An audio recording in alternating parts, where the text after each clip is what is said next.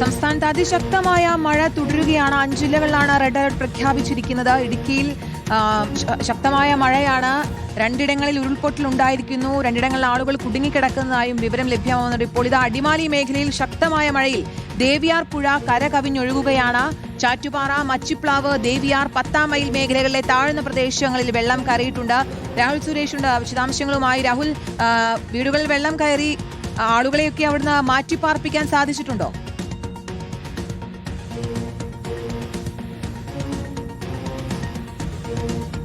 ആളുകളെ മാറ്റി പാർപ്പിക്കാനുള്ള ശ്രമം നടന്നുകൊണ്ടിരിക്കുകയാണ്. കാരണം ഈ പുലർച്ചെ സമയമായതുകൊണ്ട് തന്നെ ഈ ആളുകളെ മാറ്റി പാർപ്പിക്കുന്നതിന് ബുദ്ധിമുട്ടുണ്ടായിരുന്നു.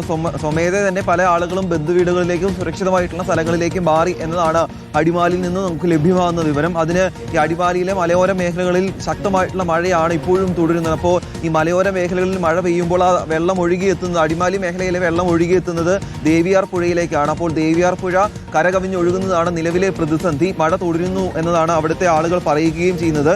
ഈ ദേവിയാർ പുഴയിൽ വെള്ളം കരകവിഞ്ഞൊഴുകിയതോട് തന്നെയാണ് താഴ്ന്ന മേഖലകളിൽ വെള്ളം കയറിയിരിക്കുന്നത്. ചാറ്റുപാറ, മച്ചിപ്ലാവ്, ദേവിയാർ, 10-ാം മൈൽ തുടങ്ങിയ മേഖലകളിലെ താഴ്ന്ന സ്ഥലങ്ങളെല്ലാം തന്നെ വെള്ളത്തിനടിയിലാണ്. ഈ വീടുകളിലെല്ലാം തന്നെ വെള്ളം കയറിയിട്ടുണ്ട്. പല ആളുകൾക്കും സാധനങ്ങളൊന്നും തന്നെ മാറ്റാൻ സാധിച്ചിട്ടില്ല. അപ്പോൾ ജീവൻ രക്ഷിക്കുന്നതിന്റെ ഭാഗമായി ഈ ആളുകൾ സുരക്ഷിതമായിട്ടുള്ള സ്ഥലത്തേക്ക് മാറിയിട്ടുണ്ട് എന്നതാണ് എടുത്തു പറയേണ്ട കാര്യം. മറ്റൊരു പ്രധാനപ്പെട്ട കാര്യം, ഈ ഉപ്പുതറയ്ക്ക് സമീപം ഒരു മണ്ണിടിച്ചിൽ ഉണ്ടായിരുന്നു. അപ്പോൾ ആ സംഭവ സ്ഥലത്തേക്ക് പോകുന്നതിനിടെയാണ് ഉപ്പുതറ പോലീസിന്റെ വാഹനത്തിന് മുകളിലേക്ക് മണ്ണിടിഞ്ഞ് വീണിരിക്കുന്നത്. ആ വാഹനത്തിലുണ്ടായിരുന്ന ആളുകൾ അത്ഭുതകരമായി രക്ഷപ്പെട്ടു എന്നതാണ് നമുക്ക് ലഭ്യമായിട്ടുള്ള വിവരം. ഉപ്പുതറ മത്തായിപ്പാറയിലാണ് പോലീസ് വാഹനത്തിന് മുകളിലേക്ക് വലിയ രീതിയിൽ മണ്ണിടിഞ്ഞ് വീണിരിക്കുന്നത്. അതോടുകൂടി തന്നെ ഉപ്പുതറയിൽ നിന്നും വാഗമണിലേക്ക് പോകുന്ന പാതയും ആ റോഡും പൂർണ്ണമായി തന്നെ ഗതാഗതം തടസ്സപ്പെട്ടിട്ടുണ്ട്. വിവിധയിടങ്ങളിൽ മണ്ണിടിഞ്ഞ് വീണിട്ടുണ്ട്. പോലീസുകാർ ആ വാഹനത്തിൽ ഉണ്ടായിരുന്നു, പക്ഷേ അവർ പരിക്കേൽക്കാതെ രക്ഷപ്പെട്ടു. മണ്ണിടിഞ്ഞ ശബ്ദം കേട്ടുകൊണ്ട് തന്നെ വേഗം വാഹനത്തിൽ നിന്നും ഓടി ഇറങ്ങി അവർ മാറുകയായിരുന്നു.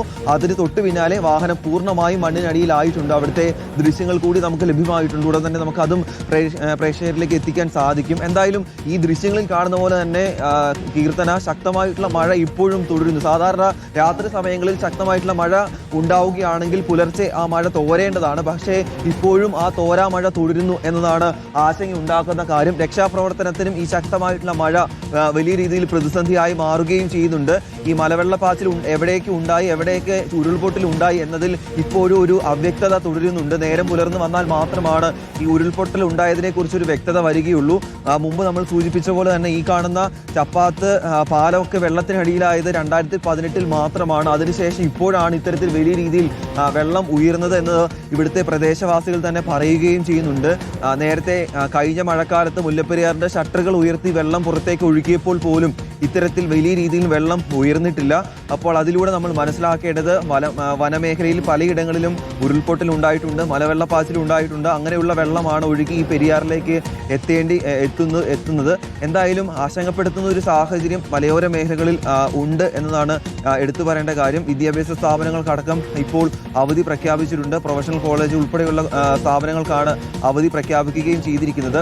അതേസമയം ഈ കുടയത്തൂരിൽ മണ്ണിടിഞ്ഞ് കാണാതായിരിക്കുന്ന ഒരാൾക്ക് വേണ്ടിയുള്ള രക്ഷാപ്രവർത്തനം ഇപ്പോഴും തുടരുന്നുണ്ട്. അതുകൂടാതെ വാഗമണ്ണിൽ ഒരാളെ മണ്ണിടിഞ്ഞ് കാണാതായിരിക്കുന്നു. അങ്ങനെ 2 പേരെ നിലവിൽ ജില്ലയിലെ മഴക്കെടുതിയുമായി ബന്ധപ്പെട്ട് കാണാതായിട്ടുണ്ട്.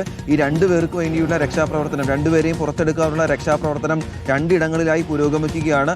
അതിൽ കുടയത്തൂർ മേഖലയിൽ കുടയത്തൂരിലുണ്ടായ ആ മണ്ണിടിച്ചിലാണ് രക്ഷാപ്രവർത്തനം ദുഷ്കരമായിരിക്കുന്നത്. ആ പ്രദേശത്തേക്ക് ഫയർഫോഴ്സിനും പോലീസിനും ഉൾപ്പെടെ എത്താൻ സാധിച്ചിട്ടില്ല എന്നാണ് പറയുന്നത്. കൂടാതെ JCB ഉൾപ്പെടെ എത്തിച്ചുകൊണ്ട് വേണം ആ മണ്ണ് നീക്കാൻ വേണ്ടി. അതിനുള്ള ശ്രമങ്ങൾ തുടരുന്നുണ്ട്. ജില്ലാ കളക്ടറും കൂടാതെ MP ആയിട്ടുള്ള ഡീൻ കുര്യാക്കോസും അടക്കം ആ സംഭവ സ്ഥലത്തേക്ക് പുറപ്പെടുകയും ചെയ്തിട്ടുണ്ട്. അപ്പോൾ ഈ ജനപ്രതിനിധികളുടെ നേതൃത്വത്തിൽ, ഉദ്യോഗസ്ഥരുടെ നേതൃത്വത്തിൽ എല്ലാം തന്നെ രക്ഷാപ്രവർത്തനങ്ങൾ വിവിധയിടങ്ങളിൽ തുടരുന്നു എന്നതാണ് നമുക്ക് ഈ നിമിഷം റിപ്പോർട്ട് ചെയ്യാനുള്ളത്.